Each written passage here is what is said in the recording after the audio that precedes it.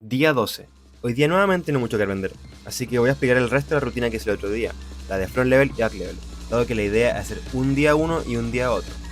Iniciamos con el calentamiento principal de la rutina, que es skin the cat, o sea, como pueden ver, ir adelante y hacia atrás, las anillas.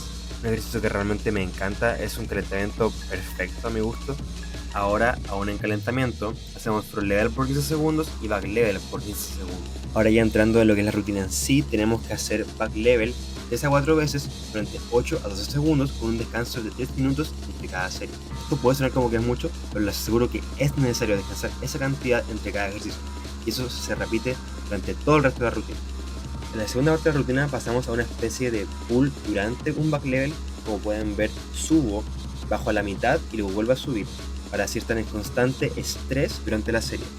Ahora pasamos a la parte más difícil de toda la rutina, la más desgraciada a mi gusto, que es hacer con elástico, lo cual puede sonar contraproducente porque estamos haciendo con asistencia, sin embargo no podrían estar más equivocados.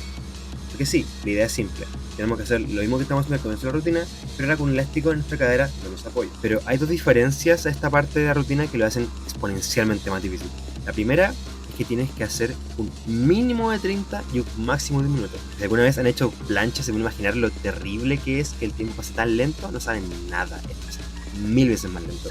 Y para más agregada dificultad, tenemos que hacer la progresión más complicada que eso vamos a hacer. Es verdaderamente destructivo y me encanta. Ya estamos finalizando y con una banda de resistencia lo ponemos en una altura y nos agachamos para poder hacer pull downs, o sea, para poder entrenar nuestros hombros. Y realmente cualquier ejercicio de hacer hombros de forma repetitiva puede funcionar. Ya estamos finalizando y esto no es necesario, pero yo lo encuentro genial para poder, por así decirlo, rematar nuestra estamina. Si nos sentimos con un poco más de energía, hacemos esto y quedamos completamente cansados.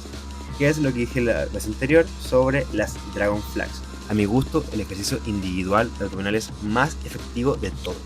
Esta rutina puede parecer un poco complicada, porque lo es, pero de forma muy simple lo que más necesitas es un set de elásticos para poder hacer las progresiones y unas barras de un parque cualquiera. Con eso puedes empezar y darle con esta rutina excelente.